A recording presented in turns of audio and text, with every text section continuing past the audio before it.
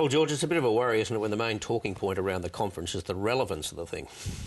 Well, what could they agree on? They could agree on the succession, and they could agree that that a future monarch should be able to marry a Catholic. That seemed to be the only two things that came out of the meeting. There should have been probably a more robust debate on human rights, because I think that's not a bad discussion for CHOGM to have, because it is carrying a few members with, let's say, questionable records on this issue. But and there's a lack of consistency on that issue. I think that was what they were trying to resolve through their eminent persons group. Yeah, I think I like the idea of a fight. A fight would have probably... Craig Emerson wants to have a fight at conference over uranium sales. I think CHOGM needs to have a fight about what the common standard is across all the jurisdictions. If you want to be a member of CHOGM, you should really have certain standards on human rights. But they didn't want to have that. As I say, they just they prefer to agree to the little things. Gerard, what was their last major contribution, CHOGM as a whole?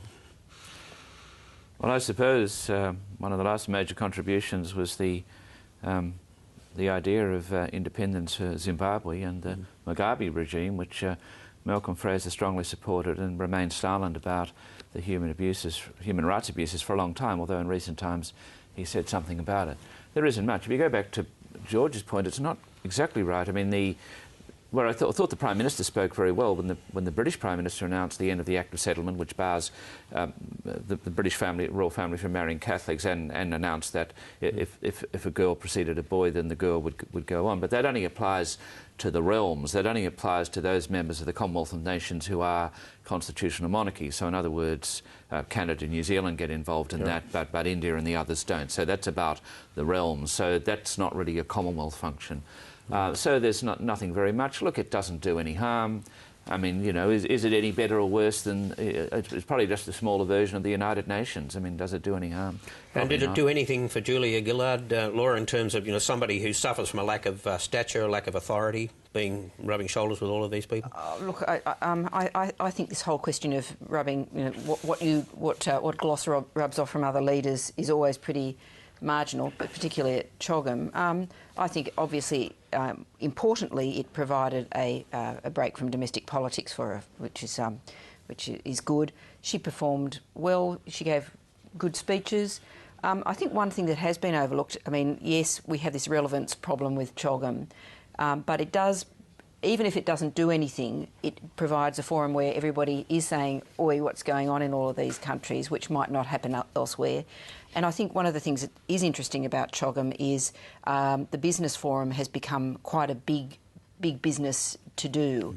And for a lot of smaller Commonwealth countries, it's actually become quite an important business platform. So while it's frustrating, the whole shared values thing and whether that's going anywhere, it's possible that CHOGM is morphing into something different, which could be a value in its own right to the business communities of these smaller Commonwealth nations, and in turn that may feed back in time into the politics. That's a good point, but therefore the key, what was missing at CHOGM was the Indian Prime Minister Singh, not being there. I mean, that was a huge blow to CHOGM because India is so important. I think if India had been there, it would have been a different conference. I thought the Prime Minister did very well, actually. And part of the reason for that, it's speculated, is because he's unhappy with the government on the position of banning uranium sales to India. Let's hear from both Martin Ferguson and Kevin Rudd on that.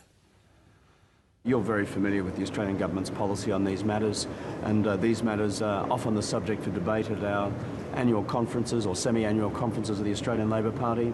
Come on and watch the discussion and watch the debate. Yeah, Personal view on uranium export? I'm looking forward very much to the Australian Labor Party National Conference. Mr. Ferguson, what about I'm looking forward to the debate too. I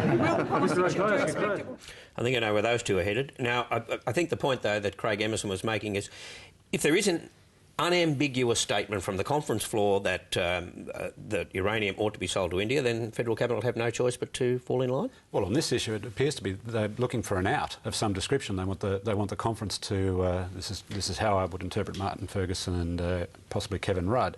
They would like the party conference to give them permission to take the pragmatic decision to sell their particular principle on this issue, which is which is whether they should or shouldn't trade uranium with India. Now, of course, the first principle in this debate is non-proliferation, but that doesn't seem to matter so much anymore. The more difficult decision out of national conference might be if they say no, you can't sell it to India. I think that would actually, but that would actually be much more difficult for them. I think. In I don't agree with sense. George. I think the first principle is double standards. We sell uranium to China.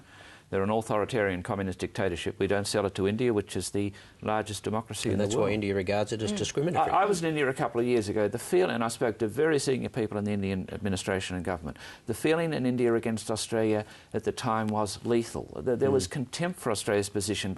So when people say the Indian government doesn't feel strongly about this, they may not say it all publicly, but my God, they feel it privately. Yeah, Julie Bishop has made the same point.